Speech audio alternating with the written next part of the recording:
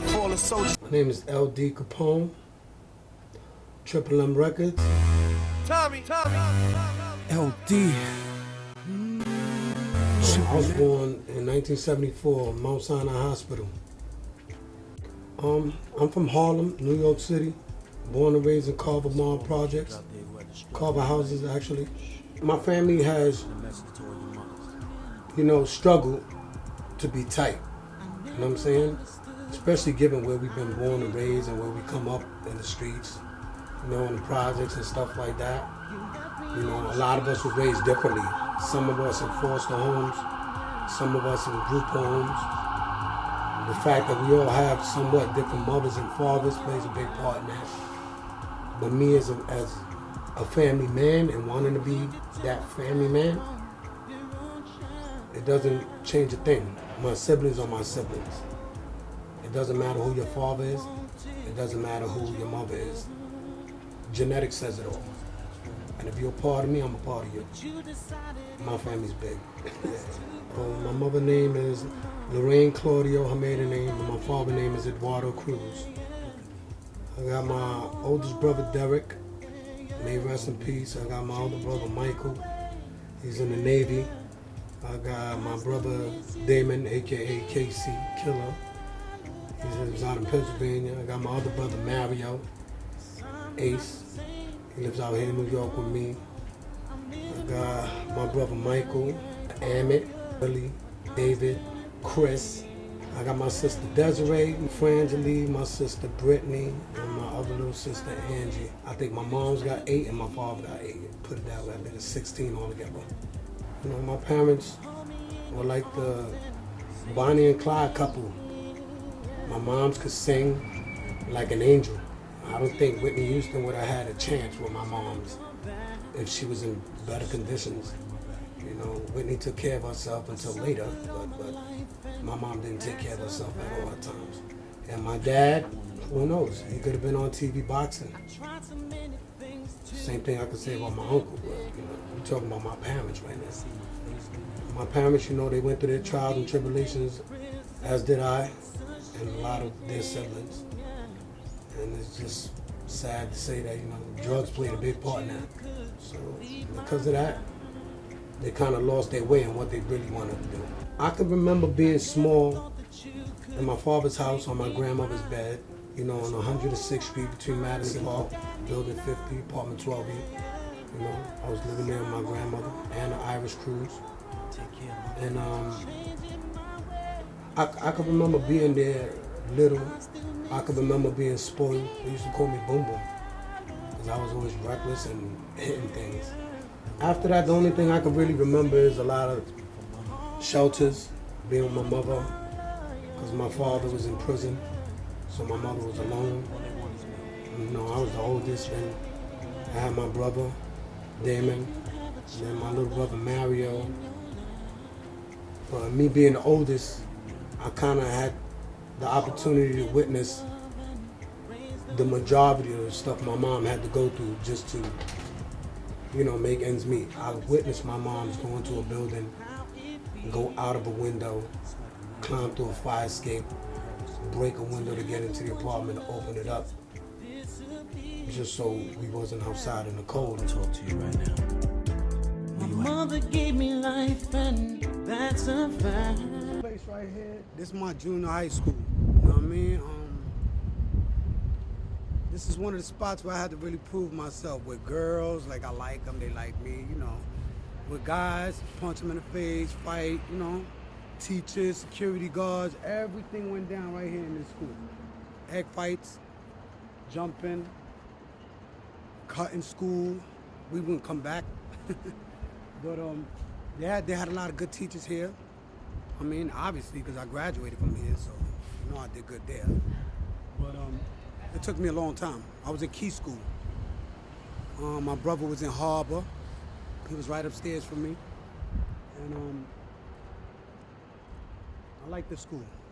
The school was a real good school, man. A lot of problems, but it helped me get over humps, Yeah.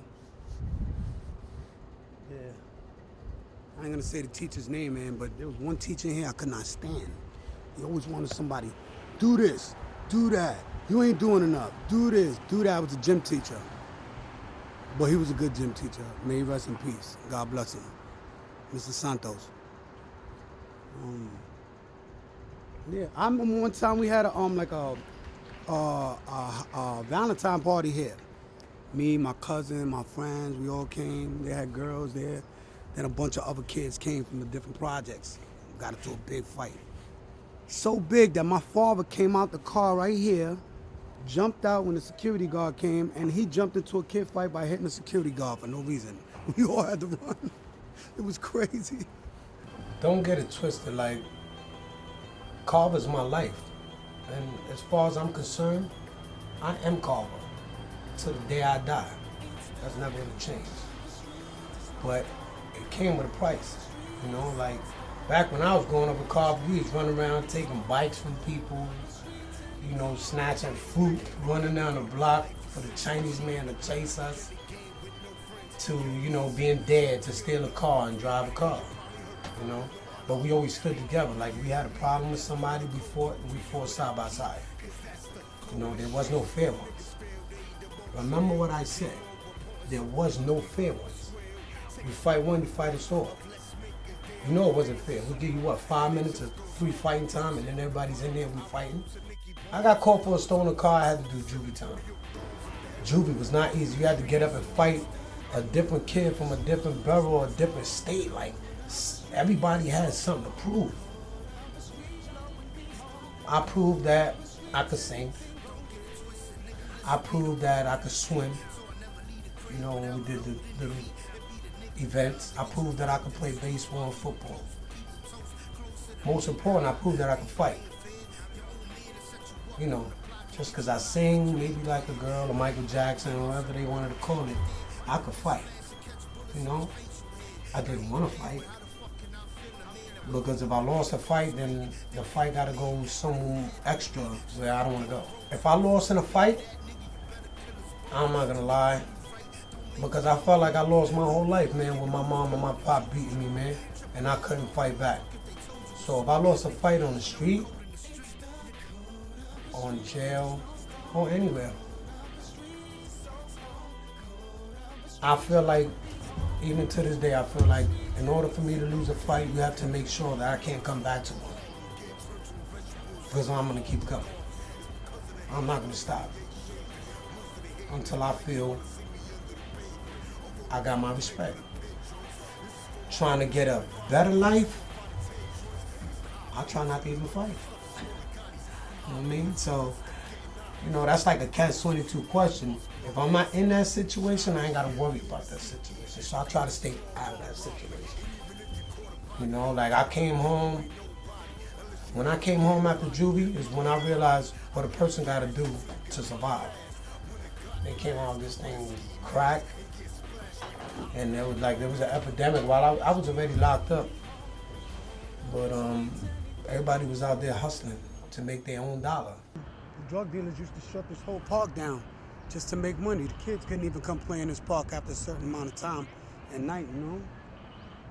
Sometimes even in the daytime. They would come in, shut the park down. Kids come play. They just made millions of dollars out this park.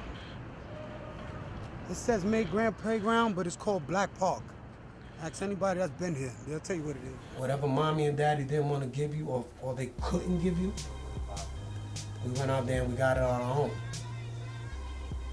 And even that came with a price. Prison time? Rikers Island to me was real scary.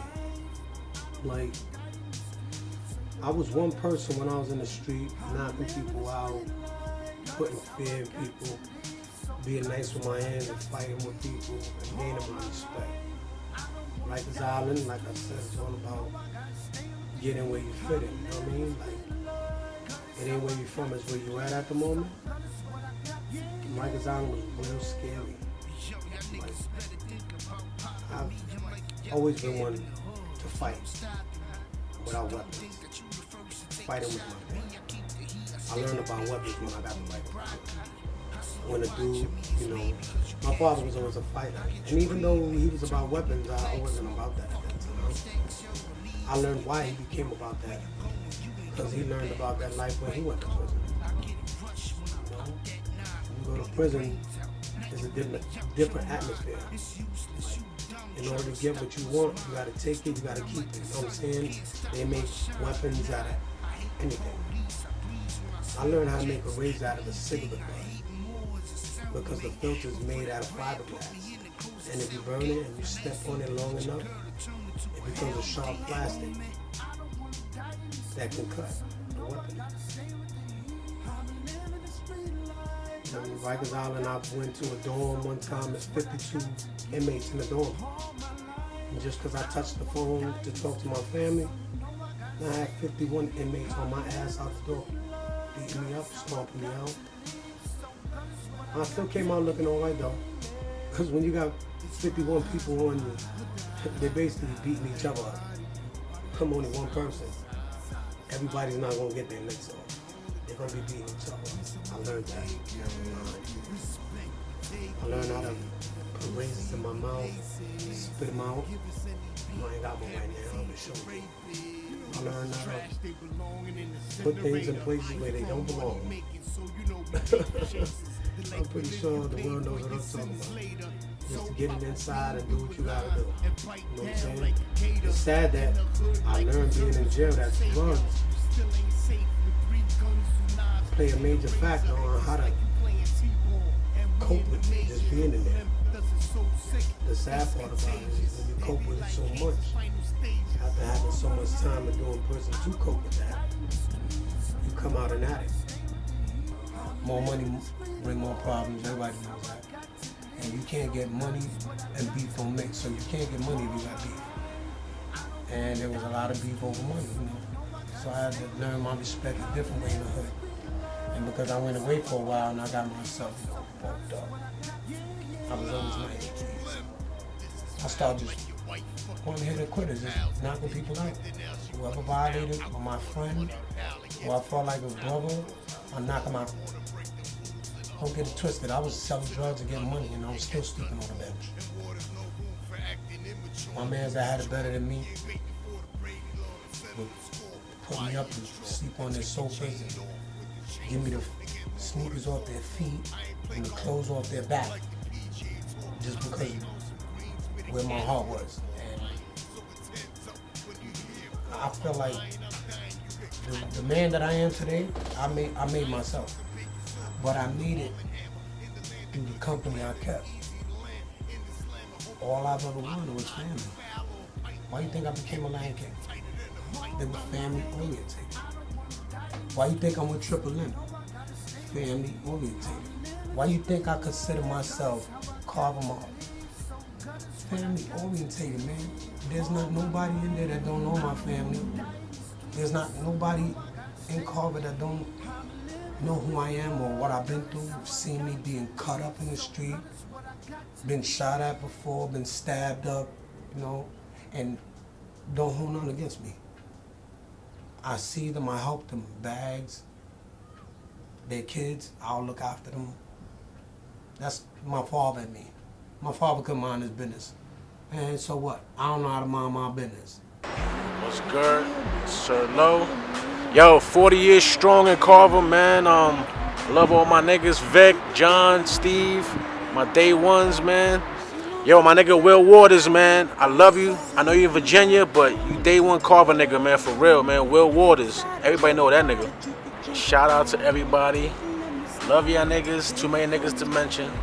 Yeah, much respect to my nigga Capone, man. Yo, he got a hot tune. She can get it. It's crazy.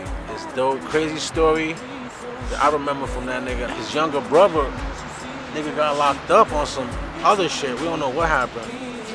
And news got back to him. So this nigga went over to find out what happened.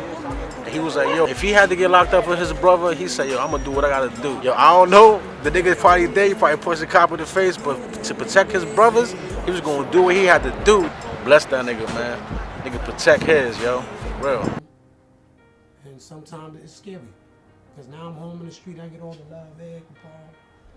I finally realized that I got a talent, you know. I got with, you know, a group. you know, Triple M Records. I'm sure y'all know, y'all see me in the videos and stuff. But it wasn't like I got with a group, I got with a whole different type of family.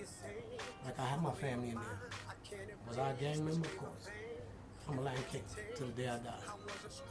Do I run around the street acting crazy? No. Do I promote it? No. Do I stick to what I believe in? Yes, I do. And that's why I'm still with Triple M too. Another form of family. Whoever could give me the family that I've ever wanted, that I've always wanted as a kid, then that's where I want to be. You know what I mean? That's what helps me try to raise my kids, and I have a lot of kids.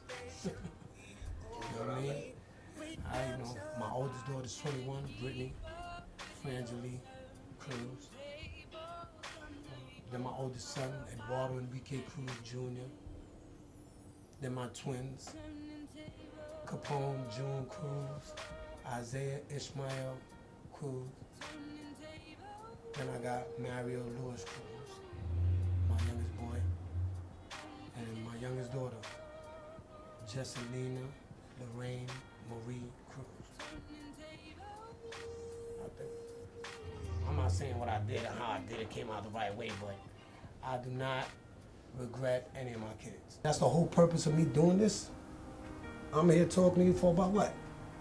Just take my life story for you to feel sorry. I don't need nobody to feel sorry. I need you to understand and respect where I came from, because I know what you're going through, believe it or not. Whatever you think you're going through, somebody's going through it worse. If not the same thing. I learned that the hard way. I jumped out of a window. I couldn't take it no more. I jumped out of a window. I didn't want to live. And God said that He's not ready for me. And now, in a little while, I'm going to be going to a funeral of one of my beloved cousins who actually gave me advice on why did I try to kill myself, that I should think about my family. This is the same person I've been involved with you know, things that don't need to be spoken about, but we've always been there, and he's never turned his back on me. He had his faults and everything. He was a good man, and he was a good dad, and a good cousin and brother. And I wish I would have been on the phone with him to talk to him. At least I know exactly what he was feeling at that moment. But I believe if I would have got a chance to talk to him, he would have changed his mind. He would have did that. Especially for his son and his family. So I just want to say, like, I'm doing all of this. Y'all people probably think that I'm doing this to get some type of money. I ain't getting none of this. I did this for y'all, man, so that when it's my time to go, y'all gonna remember who I am. Bosco is a real nigga, man. I'm gonna see you later. I love you. And I got your son, and I got my cousin. You told me a lot. And look, I'm still here when everybody thought I wasn't gonna be. I don't give a fuck what anybody says, man. And I'm gonna say it like I said at my mom's funeral. If you got any problems in your life, my nigga, if there was anything this man could do for any one of us, he would love to take our pain. So before you leave this man today, thank you. Before you walk out on that man, make sure you bury your pain with him. Because that's something that he will want. And that's real. Right? I love y'all. There's a whole lot more to talk about. Just can't do it right now.